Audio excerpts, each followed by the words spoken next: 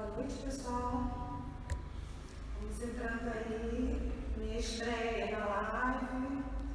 Espero que vocês sejam menos críticos, né? Mas estamos felizes de estar aqui, poder contribuir um pouco com esse trabalho das igrejas, que o Brasil todo tem utilizado essa ferramenta. Eu acredito que onde as igrejas não entram, a internet tem entrado, tem cumprido o seu papel, né? Isso é muito importante para nós. Nós hoje vamos meditar um pouco na palavra de Deus. Se prepara aí para você me acompanhar, né? E vamos fazer como os crentes berianos, aqueles que ouviam a palavra e iam conferindo na Bíblia se era aquilo mesmo que estava escrito lá. E até dava palpite quando não era, né? A gente erra, né? Isso é normal. Amém? Vamos orar, vamos pedir a Deus que esteja conosco, que esteja comigo. Senhor, nós entregamos, ó Pai, essa noite em tuas mãos, ó Pai. Te pedimos, ó Deus amado, que a tua palavra alcance os corações nessa hora, Senhor. Senhor, o motivo, Senhor Deus, de estarmos aqui, Senhor, dos pastores estarem pregando, meu Deus, é porque a igreja, Senhor Deus, ela tem que ser ativa, Senhor. A igreja não pode parar, meu Pai. E nós te pedimos, ó Deus, que a tua palavra inunde os corações, ó Pai. Traga esperança, Senhor Deus, traga conforto, ó Pai. Que o Senhor ministre, Pai amado, através da minha vida, como tem ministrado através dos teus servos, ó Pai, pelo Brasil afora, Pai, e que seja mais uma noite, Senhor Deus, em que o Senhor venha falar conosco, Pai. Em nome de Jesus, ó Pai, entregamos, ó Pai, em tuas mãos cada família, cada casa, Senhor, cada coração, ó Pai, que seja frutífero, Senhor Deus, nessa noite, Pai. Nós te pedimos, ó Deus, em nome de Jesus. Amém. Bem, acho que eu já falei aqui que é a minha primeira live, né? E se vocês me verem assim meio vesga, né? É porque eu não estou olhando diretamente para a câmera, e eu fiz questão de ser aqui no templo para eu me sentir pregando para uma igreja. Então eu vou, hora ou outra, eu vou aparecer para vocês assim meio vesga, olhando aqui para as pessoas que estão aqui presentes, para me sintonizar assim na igreja. Amém? E essa semana eu estava assistindo uma live da doutora Georgina. Eu esqueci o sobrenome dela, é Porto. Georgina Porto. É uma psicanalista. Ela inclusive já pregou aqui na igreja no congresso do Jump. E ela falou assim, gente, essa é a minha primeira live. Gente, identifiquei na hora. Domingo, quando o pastor falou comigo, eu já tinha uma palavra no coração desde sábado, mas não era para isso, né? Então eu tive que primeiro trabalhar o meu psicológico para estar aqui diante de uma câmera, coisa que eu nunca estive, para poder falar com vocês. Mas Deus é bom, né?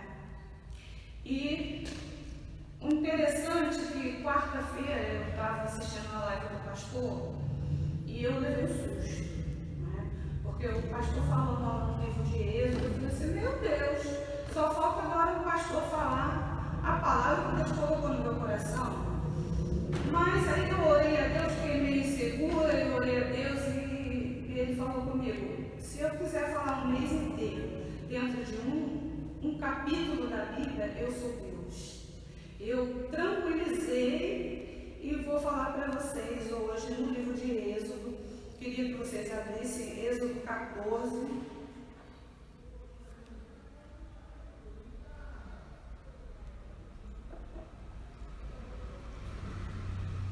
Eu não vou falar nas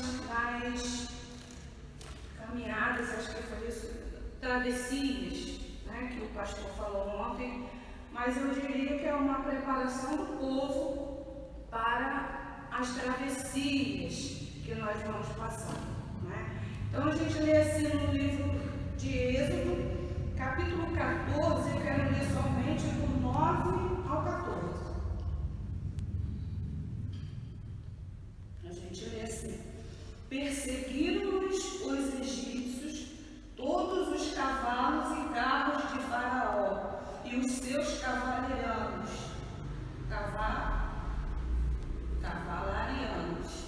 e o seu exército, e os alcançaram acampados junto ao mar, perto de Pi-Airote, defronte de Baal-Zefon. E chegando Faraó, os filhos de Israel levantaram os olhos, e eis que os egípcios vinham atrás deles, e temeram muito. Então os filhos de Israel clamaram ao Senhor, disseram a Moisés: será por não haver sepulcros no Egito que nos tirastes de lá para que morramos desse deserto? Por que nos trataste assim, fazendo-nos sair do Egito? Não é isso o que te dissemos no Egito? Deixa-nos para que sirvamos os egípcios? Pois melhor nos fora servir aos egípcios do que morrermos no deserto. Moisés, porém, respondeu ao povo: não temais, aquietai-vos e vede o livramento do Senhor, que hoje vos fará, porque os egípcios que hoje vedes, nunca mais o tornareis a ver. O Senhor pelejará por vós, e vós vos calareis. Então, nós vemos ali um princípio da travessia ou do movimento que Deus ia fazer no meio do povo. E o início desses versículos que nós lemos, esse texto, fala que o povo de Israel olhou para que os egípcios vinham atrás deles e temeram, eles tiveram medo. E hoje eu quero falar um pouco sobre medo, né? Não dá para esmiuçar todo o assunto, até porque isso é um assunto da psicologia e a singularidade também do ser humano. Não dá para você falar de todos os fatores que levam o ser humano a sentir medo, né? Isso é da vivência de cada um, da psicologia de cada um, mas é um fato inegável que os consultórios de psicanalistas e de psicólogos hoje são abarrotados de gente com os seus medos, e vários medos, né? E, enfim, é uma infinidade que não dá para você elencá-los, né? Medo de barata, medo de envelhecer, medo de dirigir. É muito comum medo de dirigir, até mesmo nos homens, medo de morrer, né? E esse medo de morrer é o que tem mais afetado ao povo nesses dias do mundo inteiro. É o povo do mundo inteiro. E alguns chegam até a atingir aquele pavor, né, das pessoas, o pavor de sair na rua, o pavor de tudo, achando que vão morrer a qualquer momento devido à mídia, às notícias e toda essa gama grande de informação negativa, eu diria, né, que a gente recebe no dia a dia, né? Mas o medo, ele foi colocado no DNA do ser humano. A gente nasce com esse medo, o Senhor colocou esse medo na nossa vida, no nosso DNA, porque para preservação. É porque quando nós temos medo de algo, nós somos precavidos contra aquele algo, né? Então, para preservação da gente, que nós temos o DNA do medo, sim. Que o medo é quando nós temos medo de alguma coisa, nós temos prudência, né? Nós temos cautela. Eu li um artigo de um psicólogo, Paulo Dalgalarrondo, que ele classifica o medo em 6 escalas. E eu queria falar só das 3 primeiras escalas do medo, porque essas escalas é que nos ajuda, é que nos protege, né? Então a primeira escala que ele classifica é a prudência. Então o medo nos ajuda a ter prudência, né? E quando eu vou falar aqui sobre esse texto que fala de fé e fala de medo, as pessoas podem ficar pensando que eu vou falar que não devemos ter medo dessa pandemia, nós não devemos tomar os cuidados, não, muito pelo contrário. Eu não quero falar sobre isso. Eu não quero dizer para ninguém que não tenha prudência. Eu não quero dizer para ninguém que fique andando na rua e dando sorte pro azar, né? Então, eu só quero dizer que hoje o mundo está sendo bombardeado com esse medo. Se as coisas ruins são nesse nível mesmo que a gente ouve, eu não sei, eu não tenho que saber, eu sugiro que tenhamos todas as prudências possíveis, que usemos máscaras, evitemos sair na rua, evitemos o contato com as pessoas e façamos a nossa asepsia com as mãos como nos é ensinada diariamente, né? Isso é bem massacrada na nossa vida, né? Usa máscara, como eu já falei, né? E tenhamos prudência. E passamos para a segunda, tenhamos cautela, sejamos cautelosos, sejamos cuidadosos conosco, com a nossa saúde, não diante dessa pandemia, mas sempre. Na verdade, essa cultura de lavar sempre as mãos e estar sempre com álcool gel, isso já devia fazer parte da humanidade. Não é só em tempos de pandemia. Isso são os bons costumes que nós devemos preservar sempre, em tempos ou não de pandemia. Amém? Então, eu quero falar sobre o 3, que é alarme. Vou situar aqui. 1 é prudência, 2 é cautela, 3 é alarme, 4 é ansiedade, 5 é pânico e o 6 é terror. Né? Mas nós vamos parar só no alarme, porque o alarme é quando você sintoniza de que alguma coisa está errada. Tem alguma coisa que está errada, que não está certa. Não tem um ditado assim? Então, esse é o alarme. E isso também está no nosso DNA. Né? Aquilo que nós chamamos de sexto sentido, não é? É esse potencial que Deus colocou na vida da gente, para a gente perceber quando alguma coisa não está muito bem, quando alguma coisa não está muito certa. Isso com relação à nossa família, com relação à nossa saúde, com relação à educação dos filhos, com relação a tudo, né? Com relação à sua vida espiritual, né? Isso aí é um sinal de alarme que Deus colocou na vida da gente. Mas, como estamos falando daquele povo ali, numa preparação para uma travessia, para o sobrenatural de Deus, vamos voltar lá no assunto, que o povo já pulou do número 1, prudência, para o 6, que era terror, né?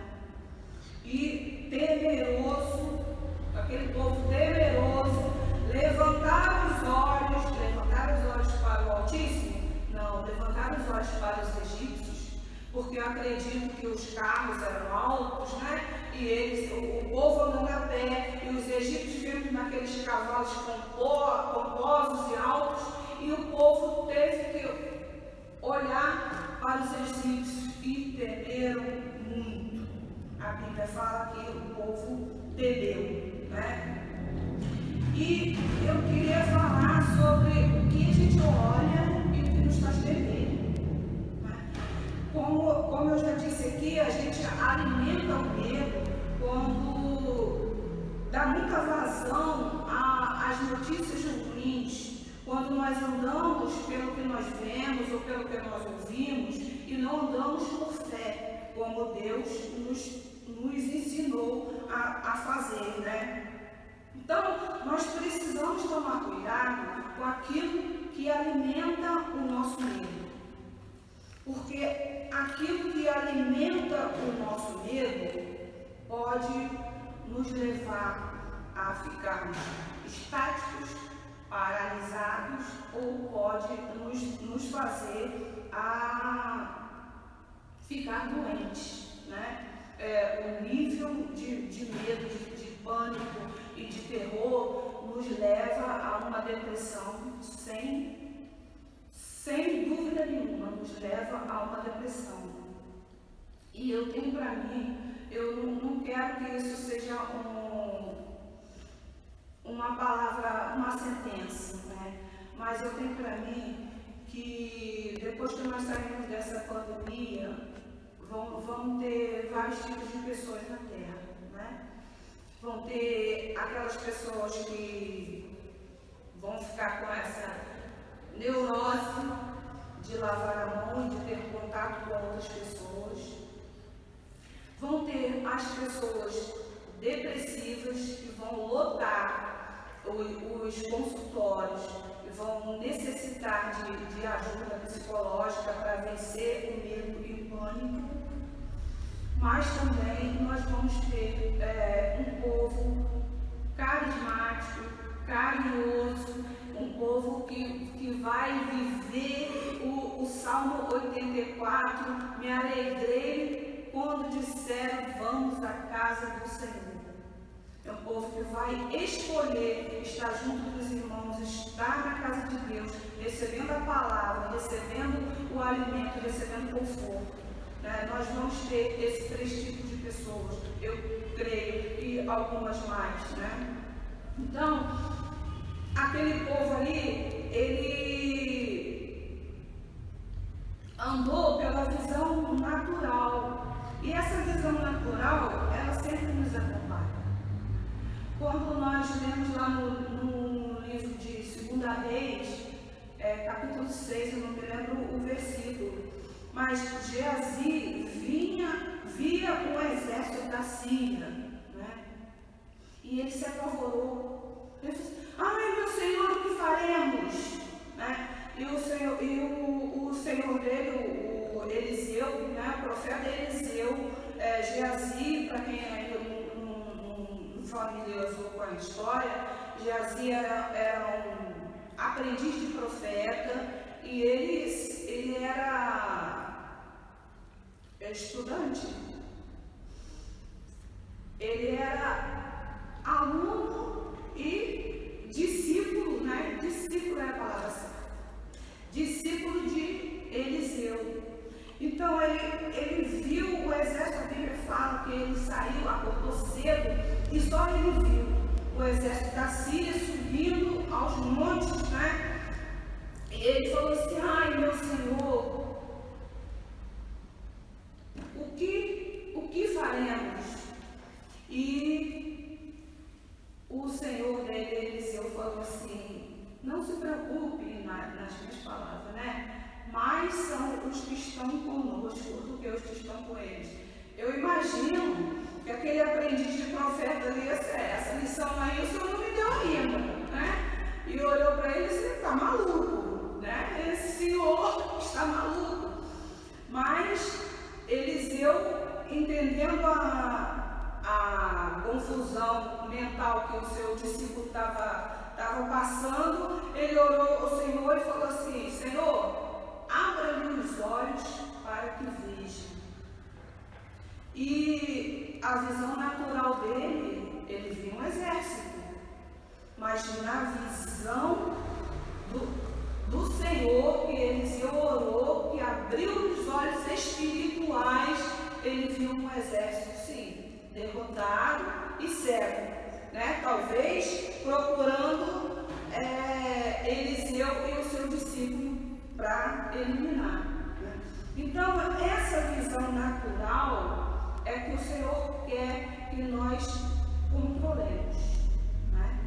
Ninguém pode viver sem a visão natural das coisas, mas que nós possamos, em situação de perigo, nós pedir ao Senhor para abrir os nossos olhos, abrir os nossos ouvidos. Não vamos emprestar os nossos olhos, os nossos ouvidos para as notícias de terror, né? É crítico o momento, sim, é crítico o momento, mas nós temos uma promessa de Deus e que a igreja vai se manifestar na terra, né?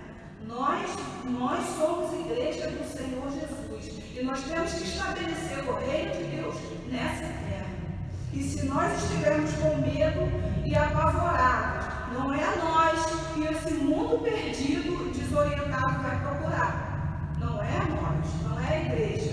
Então a igreja tem que abrir os olhos espirituais e onde o mundo está vendo uma desgraça, a igreja tem que ver a oportunidade de quebrantamento, de salvação de alma e de vidas. Amém? Então, que essa seja a nossa visão espiritual, que estejamos com a visão em Deus. Porque, Senhor, o que é isso? Senhor, o que está acontecendo? Eu preciso ser um canal de Deus na terra para esse mundo que perece. Amém? Então não vamos emprestar os nossos olhos e os nossos ouvidos para receber esse terror, alimentar o nosso medo e também colocar esse peso em cima das pessoas, né? Porque por mais que não se respeite a igreja, né, nós estamos num momento em que o mundo anda muito incrédulo, não é? E por mais que não se respeite a igreja, na hora do sufoco, é a Deus que todo mundo se reporta. Não é a ciência, não é o homem, não é ninguém, a não ser Deus, né? Então nós precisamos ser esse canal de Deus para as pessoas. Nós precisamos ser esse que leva boas novas em meio à tempestade. Nós precisamos ser aquele que oferece uma palavra de conforto, que oferece uma esperança que nós recebemos de Jesus. Amém? Então o povo, ele já vinha numa rota do sobrenatural, né? Ele não era o primeiro contato com Deus naquele momento ali. Ele já vinha o pastor no domingo, ele pregou sobre a morte dos primogênitos e exemplificou sobre as famílias de Israel, a morte não passou por lá, né? Então o povo, ele já tinha promessa liberada sobre a vida deles, né? Eu queria te convidar a você ler no versículo 14 do capítulo anterior, que é o capítulo 13.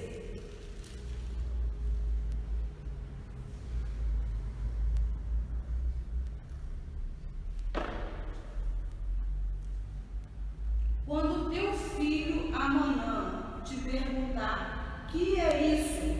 Responder-lhes-ás, o Senhor com mão forte nos tirou da casa de servidão, ou da servidão. Então já havia uma promessa sobre o povo, né? Já havia uma promessa sobre a igreja. Já existe uma promessa sobre a sua vida. Já existe uma promessa sobre a minha vida. E eu vou ajudar os meus filhos a ensinar os meus netos como o Senhor tirou o povo do Egito e da casa de servidão. De como o Senhor me tirou do Egito e da casa de servidão. Né? Eu vou ajudar, eu não tenho mais como ensinar os meus filhos, mas eu vou ajudar os meus filhos a ensinar para os meus netos como o Senhor fez uma obra na minha vida e na vida de tantas pessoas e na vida deles mesmo. Amém? Você vai ensinar isso para os seus netos. Eu creio que você será esse canal. Então, a estratégia de Deus é diferente da nossa. Quando eu li esse acampamento do Senhor nessa cidade aí de... até esqueci o nome, Gira, alguma coisa.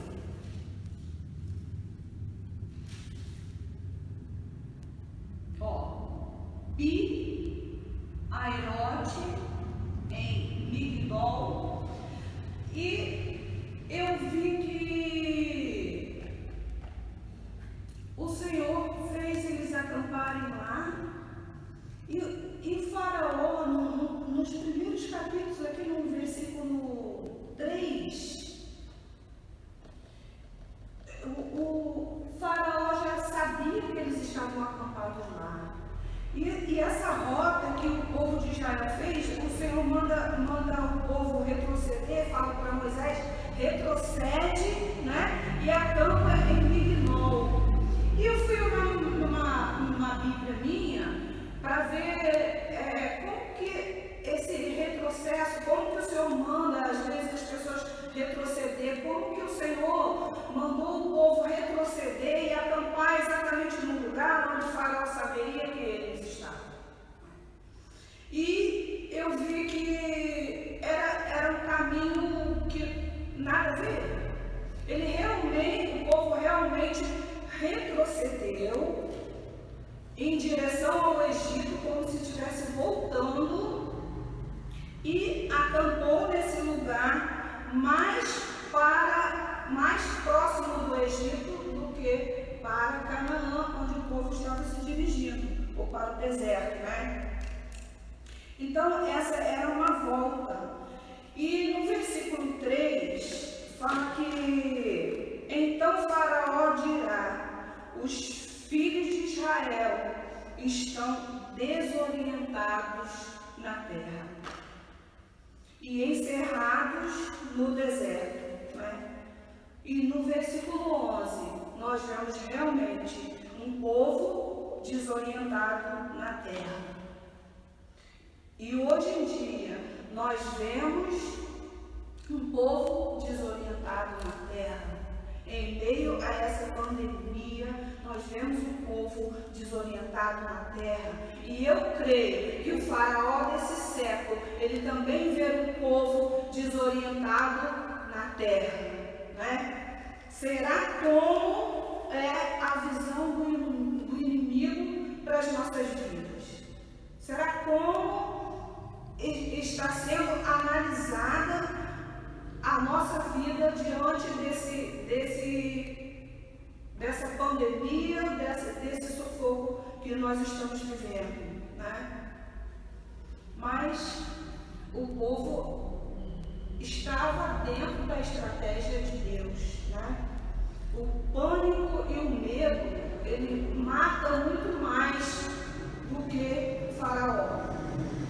Porque não era do interesse de Faraó que os egípcios, que o povo de Israel morresse.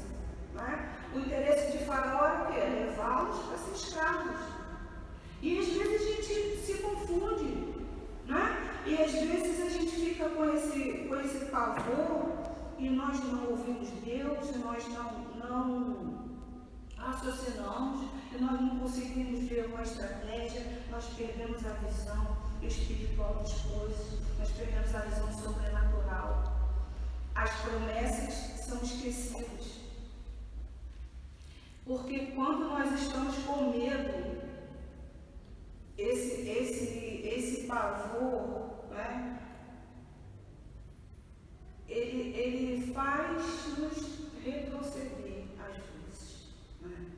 Porque nós somos escravos daquilo que nos domina, né? Se o medo nos domina, ele se torna nosso Senhor, né?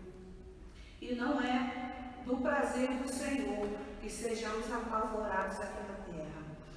A vontade do Senhor é que sejamos prudentes.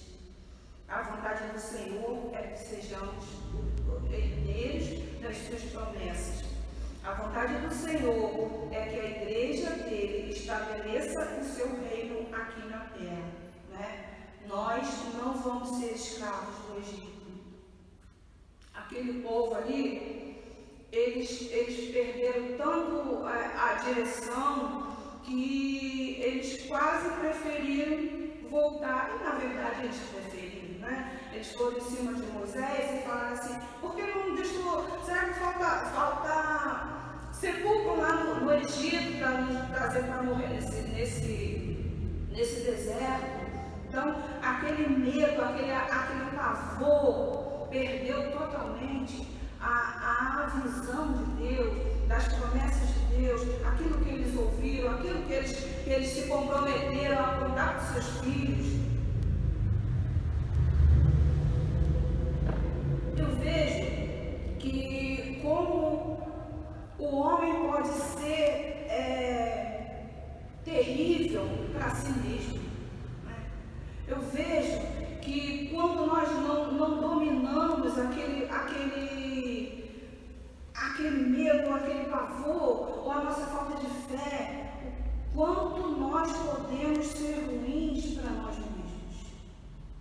Às vezes o inimigo nem precisa fazer nada. Somos nós que travamos as promessas, somos nós que não caminhamos em frente, somos nós que fechamos o nosso contato com Deus, somos nós que deixamos de ouvir a direção de Deus, porque o homem é terrível para si mesmo. Eu me lembro de uma música, eu até postei essa música também, eu sigo essa menina no Instagram e no Facebook. Ela é cega e ela fez uma música contando a história dela. E ela disse que na música ela diz que se ela tentar, ela não vai ter ninguém para ela acusar se ela não conseguir, né? Então, às vezes, nós não tentamos e acusamos os outros por não conseguir. Quando quem não conseguiu fomos nós mesmos, quem não tentou fomos nós mesmos, quem não acreditou fomos nós mesmos, né? Então, o homem, ele pode ser terrível para si mesmo, ele pode ser terrível para as promessas que Deus tem na vida dele, ele pode ser terrível para aquilo que Deus quer fazer através da vida dele, amém? Que nós não sejamos essas pessoas. Mas eu vou chegar no versículo 13, onde Moisés fala para aquele povo desorientado.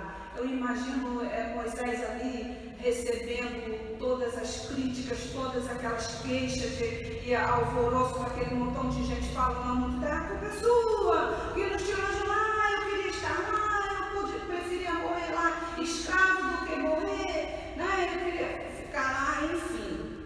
Eu imagino a situação daquele homem. E ele fala assim: aquietai-vos e vede o livramento. Então, eu queria lembrar, né, que é uma coisa que eu preciso lembrar, é que Deus tem uma agenda toda própria, né? É que a agenda de Deus, ela não anda junto com a nossa agenda, né? A palavra de Deus fala que o homem faz planos, né? Mas a resposta vem de Deus. Isso porque Deus tem uma agenda dele, e a agenda dele é diferente da nossa, e a agenda dele é dinâmica, né? Nós não temos condições de andar com a agenda de Deus, então nós temos que nos calar e esperar o que Deus vai fazer, porque às vezes nós falamos assim para nós mesmos: mas Deus não está vendo isso, Deus não está fazendo nada.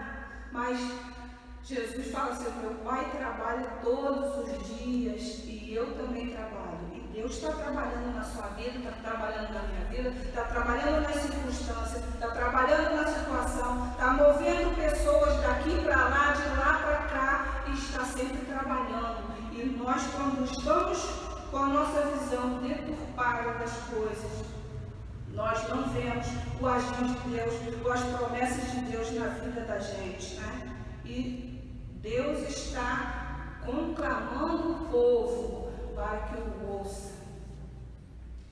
E muito parecido com o que Deus colocou aqui no meu coração, é o que aconteceu no Brasil, acho que foi a nível mundial, não no mesmo dia que no Brasil, quando os servos de Deus se puseram a ouvir, né? A ouvir o que Deus tinha para falar em meio a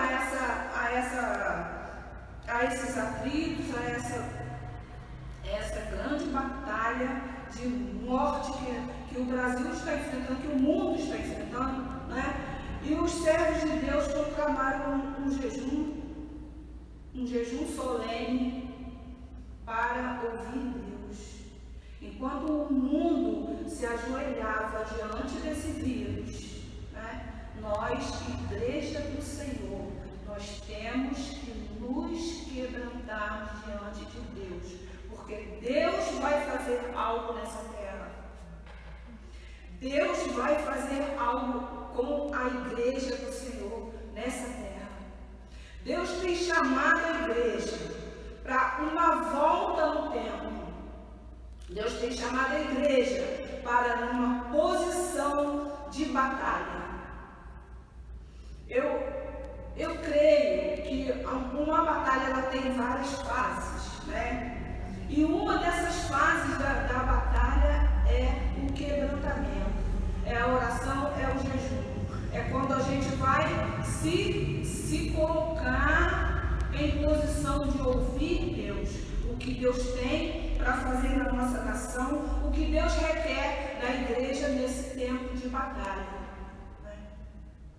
E eu quero convidar você a se colocar em posição do exército do Senhor, para que o Senhor vai fazer no meio de nós, né? E a palavra diz: aquietai-vos e vede o livramento do Senhor. Nós vamos ver o livramento do Senhor, ou melhor, nós vamos participar do livramento do Senhor. O Senhor tem convocado a igreja, o Senhor está convocando você, que está me ouvindo agora. Não importa se você ainda não tenha se feito igreja do Senhor, o Senhor está contando contigo para levantar uma batalha nessa nação em favor dos oprimidos, em favor desse mundo que perece, né? E o mundo vai se colocar no poder de Deus.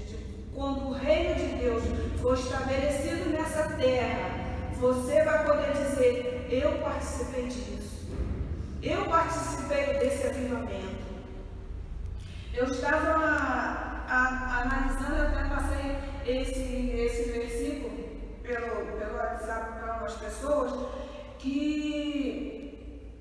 nós vamos entrar para a história. A história é ruim, essa fase que o Brasil está passando é ruim. Mas quantas batalhas o povo de Israel passou até chegar na vitória, né?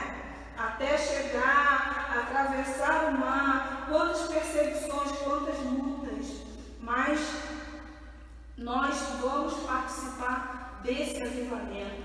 O Senhor tem convocado a igreja, talvez para o maior, né? O Senhor tem convocado a igreja, e talvez esse vai ser o maior avivamento da história, né? E eu creio que nós estamos em tempos de mudança, nós estamos em tempo que a igreja está sendo convocada para fazer o real papel da igreja na terra, que é o papel de consolar, é o papel de receber, é o papel de salvar vidas. Amém? E quero que você esteja nessa união, Eu quero que você esteja participando desse avivamento. Eu quero que você faça parte dessa história, que você seja um canal de Deus para essa humanidade perdida. Amém? Eu posso ouvir o barulho dos generais de guerra. Amém? Eu estou ouvindo isso na sua casa. Glória a Deus. Então, não fique de fora dessa. Eu quero orar com você. Eu quero que você faça parte desse avivamento. Eu quero que você seja um canal de Deus para a vida das pessoas. Eu quero ser um canal de Deus para a vida das pessoas. Eu quero ser parte desse avivamento da história. Amém? Glória a Deus. Se você recebeu essa palavra, onde você estiver agora, levanta seus olhos para o Senhor, ore a Deus, peça ao Senhor que retire esse pavor do seu coração, peça ao Senhor que você tenha prudência. A palavra de Deus diz que nós devemos ser simples como as pombas e prudentes como as serpentes. Então, seja prudente com a sua vida, com a sua saúde, mas não saia do exército. Amém? Não saia do exército. O Senhor conta contigo. Amém? Muito obrigada. Eu agradeço a paciência de vocês aí comigo. Espero que essa palavra faça morada no seu coração. Espero que você levante com mais ânimo, que você esteja nesse exército comigo e que você me ajude. Amém? Eu preciso muito da ajuda da igreja. Eu preciso de vocês. E vocês precisam da igreja e nós precisamos de Jesus na nossa vida. Amém? Eu vou orar por você para que a cura do Senhor chegue na sua casa. Não importa qual seja a enfermidade, nós não queremos ninguém doente, né? Nós não queremos ninguém debilitado. O exército do Senhor tem que estar de pé, o exército do Senhor tem que estar forte, o exército do Senhor tem que estar resistente, mas o exército do Senhor tem que estar quebrantado. Amém? Senhor, nós louvamos o Teu nome, Pai amado, por essa noite. Te pedimos, ó Deus amado, que o Senhor acampe no nosso coração. Te pedimos, ó Deus amado, que o Senhor nos prepare, Senhor, que em virtude, Senhor Deus, de tudo que nós ouvimos, ó Pai, de tudo que nos são projetado no dia a dia, Senhor, que nós sejamos, ó Pai amado, sempre olhando para Ti, Senhor, sempre aguardando, ó Pai amado, a última palavra que vem de Ti, Senhor. Visita as famílias nessa hora, Senhor. Pai, que em todo mundo, ó Pai amado, estão vivendo, Senhor Deus, momentos, ó Pai amado, de terror, momentos, ó Pai amado, de morte, Senhor Deus, momentos de sofrimento, Senhor. Pai, que o Senhor seja, Pai amado, braço forte em cada casa, em cada lar, em cada família, Senhor. Eu profetizo a cura, eu profetizo, Senhor, o poder de Deus sobre a nossa nação, sobre o mundo inteiro, Pai. Eu profetizo, Pai, o chamado da igreja, Senhor Deus, para fazer, Senhor Deus, história, Senhor Deus, nos nossos tempos, ó Pai. Que em nome de Jesus, ó Pai, que se levante um exército, ó Pai, e que esse exército, Senhor Deus, seja alinhado, ó Pai amado, com a agenda de Deus, ó Pai, com os propósitos de Deus aqui na terra, Senhor. Cura, Senhor Deus, os enfermos, ó Pai. Cura, Senhor Deus, aqueles que precisam, Senhor Deus, de uma alma sã, de uma alma curada, Pai. É o que te peço em nome de Jesus. Amém, Senhor. Amém, Jesus. Amém. Muito obrigada. Eu acho que o próximo é domingo, né? E Deus, às 19 horas, né? Domingo, às 19 horas, a live do pastor. Infelizmente, ainda não estamos nos reunindo enquanto igreja, mas tremendo o que Deus está fazendo, que está levantando uma igreja em cada casa. Né? Talvez seja isso o propósito de Deus para esse tempo. É que em cada casa tenha uma igreja, em cada casa tenha um pastor, em cada casa tenha um líder, né? E que através desses líderes a família possa ser reconciliada com Deus, né? Religada com Deus, e é para isso que serve a palavra religião. Amém? Muito obrigada.